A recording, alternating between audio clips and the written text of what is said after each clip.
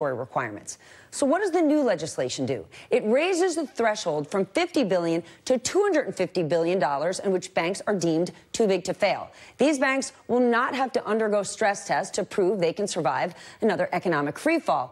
And it leaves fewer than 10 big banks in the U.S. subject to stricter federal oversight. Joining me now, CNBC editor-at-large, John Harwood. John, I'm just going to start with, I think this is a really good idea. In 2008, 2009, I worked in investment banking. I was in the gnarliest part of the business in structured credit derivatives. And banks took way too much risk, and we didn't have enough cash in reserves. But when Dodd-Frank was put into place, it brushed every bank in the same way, and we were subject to regulatory capture. So those massive JP Morgans of the world, they can afford to hold more capital. They can hire 1,000 more compliance officers. But if you ran a small or mid-sized bank that predominantly did loans in the Midwest, you couldn't possibly afford that. And they were the institutions that got strangled. And even if you don't care about banking, if you need a loan and you run a small business in all different parts of the country, you couldn't get it because the JP Morgans of the world, they're not interested in doing business with you. I think this is a great move. And the fact that Barney Frank thinks it is, I think says a lot.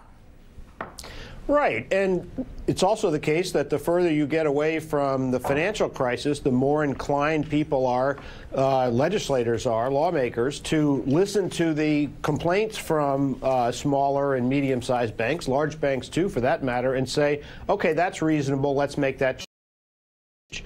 So this is not a, as you indicated, this is not a repeal of Dodd-Frank in any way.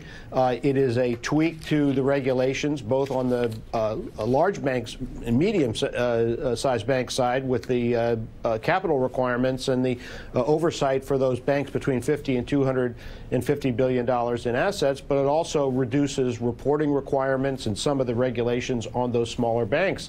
And it's why you've got not only Republicans, but a significant number of Democrats in both the House and the Senate making this happen and putting it on President Trump's desk. The Democratic critics of this repeal are citing Wall Street record profits, saying these Wall Street banks do not need any regulatory relief. But the thing is, it's not about Wall Street banks. You're right. It's been a happy payday for them again. But lumping all banks together, they're just not the same.